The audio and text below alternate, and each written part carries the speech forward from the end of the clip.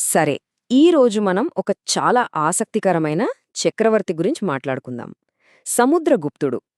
ఈయన పేరు వినగానే చరిత్రలో ఒక ఫేమస్ జనరల్తో పోలికి గుర్తొస్తుంది. అవును, చరిత్రకారుడు విన్సెంట్ స్మిత్ సముద్రగుప్తుడి సైనిక ప్రతిభను చూసి ఆయనకు భారతదేశ నెపోలియన్ అని పేరు పెట్టారు. కాని ఆ పోలిక ఆయన కథలో ఒక చిన్న భాగం మాత్రమే. అసలు కథ వేరే ఉంది. ఇక్కడే అస్సలు కథ మొదలవుతుంది. ఓ పెద్ద మిస్టరీ ఏంటంటే, ఆయన రాజ్యంలో వెండిగాని వేరే లోహాలతో చేసిన నాణేలు గానీ కాకుండా కేవలం బంగారు నాణేలే ఎందుకు చలామణిలో ఉండేవి? ఈ ప్రశ్నకు సమాధానం తెలిస్తే ఆయన పాలన ఎంత గొప్పదో మనకర్థమవుతుంది. సరే, మరి ఆయన కథలోకి వెళ్దామా? ముందుగా ఆయన రాజు ఎలా అయ్యాడో చూద్దాం. అనుకున్నంత సులభంగా అయితే రాలేదా సింహాసనం. చూడండి, సముద్రగుప్తుడు పెద్ద కొడుకు కాదు. అయినా సరే వాళ్ల నాన్న మొదటి చంద్రగుప్తుడు తన కొడుకుల్లో ఇతనికే ఆ యోగ్యత ఉందని నమ్మాడు. కాని ఈ నిర్ణయం రాజసభలో కొందరికి సంతోషాన్నిస్తే మరికొందర్లో అసూయను రగిలించింది. చరిత్రకారులు ఏమంటున్నారంటే, కాచ్ అనే పేరుతో ఉన్న కొన్ని నాణేలు దొరికాయట. బహుశా అది అతని సోదరుడి పేరే అయ్యుండొచ్చు, సింహాసనం కోసం పోటీపడి ఉండొచ్చు. అంటే ఆయన పాలన కేవలం వారసత్వంగా వచ్చింది కాదు, దాన్ని ఆయన సంపాదించుకున్నాడు. అలహాబాద్ శాసనాల్లో ఈ మూమెంట్ని ఎంత అందంగా వర్ణించారంటే, చంద్రగుప్తుడు తన కొడుకుని దగ్గరికి తీసుకుని కళ్లల్లో నీళ్లతో అన్నాడట ఈ మాటలు. ఆ బాధ్యత ఎంత పెద్దదో ఆలోచించండి. సముద్రగుప్తుడు అంటే కేవలం ఒక గొప్ప యోధుడు మాత్రమే కాదు, ఆయనలో మనల్ని ఆశ్చర్యపరిచే చాలా కోణాలున్నాయి. అవేంటో ఇప్పుడు చూద్దాం. ఆ శాసనాల్లో ఏమనుందంటే, వినడానికే గూస్బంప్స్ వస్తాయి. వందల కొద్దీ గాయాల మచ్చలతో అతని శరీరం మరింత అందంగా మారింది అని రాశారు. అంటే ఆయన జీవితం మొత్తం యుద్ధభూమిలోనే గడిచిపోయిందని మనం అర్థం చేసుకోవచ్చు. కానీ ఇక్కడే ఉంది అసలు ట్విస్ట్. అన్ని యుద్ధాలు చేసి అన్ని గాయాలు మోసిన అదే యోధుడు ఒక గొప్ప కళాకారుడు కూడా.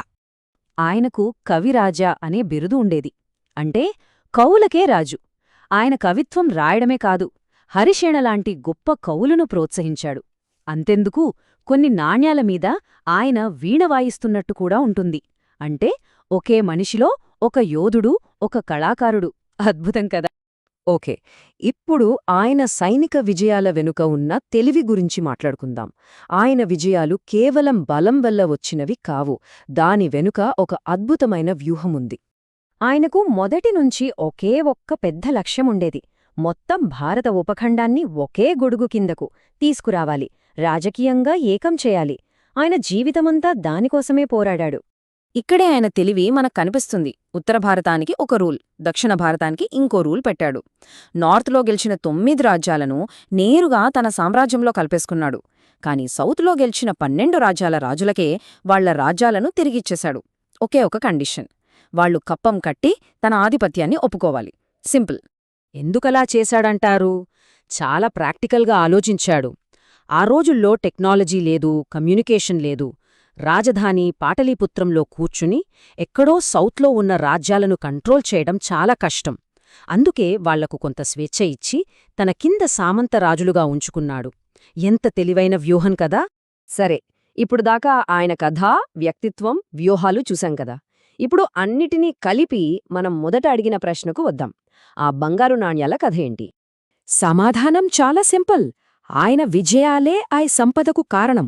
వరుసగా యుద్ధాలు గెలవడం, తెలివైన పాలన, ఇవన్నీ కలిసి సామ్రాజ్యాన్ని విపరీతంగా సంపన్నం చేశాయి. ఒక స్థిరమైన ప్రభుత్వం ఉండటంతో వ్యాపారం, వ్యవసాయం బాగా పెరిగాయి. దీనికి ఒక ప్రూఫ్ కావాలా? ఆయన టైంలో ఏకంగా 8 రకాల స్వచ్ఛమైన బంగారు నాణాలను తయారుచేశారు. ఈ బంగారమంతా ఎక్కడ్నుంచొచ్చిందంటే ఆయన గెలిచిన రాజ్యాల నుంచే. దీన్ని బట్టే మనం అర్థం చేసుకోవచ్చు ఆయన రాజ్యం ఎంత ధనవంతమైనదో. ప్రముఖ చరిత్రకారుడు డాక్టర్ రాధేశరణ్ ఏమన్నారంటే, ఆ టైంలో ప్రపంచంలోనే అత్యంత సంపన్నమైన సామ్రాజ్యం బహుశా సముద్రగుప్తుడిదే అయ్యుంటుంది అని. ఇది ఆయన సక్సెస్కి ఎంత పెద్ద సర్టిఫికేటో కదా. ఇప్పుడు మళ్ళీ మొదటి పాయింట్కి వద్దాం. సముద్రగుప్తుడిని భారతదేశ నెపోలియన్ అన్నాం కదా, కాని నిజంగా చరిత్రను చూస్తే ఆ పోలిక సరైనదేనా? ఈ పేరు పెట్టిన విన్సెంట్ స్మిత్ ఆయన సైనిక నైపుణ్యాలను చూసి చాలా ఇంప్రెస్ అయ్యారు.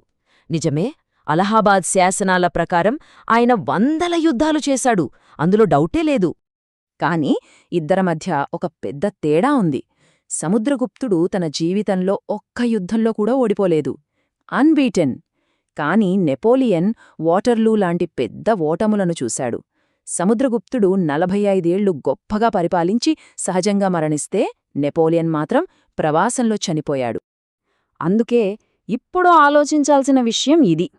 భారతదేశ నెపోలియన్ అనడం సముద్రగుప్తుడిని గౌరవించడమా, లేక అపజయం ఎరుగని ఆయన స్థాయిని నెపోలియన్తో పోల్చి తగ్గించడమా? అసలు నిజమైన సైనిక మేధావి ఎవరు?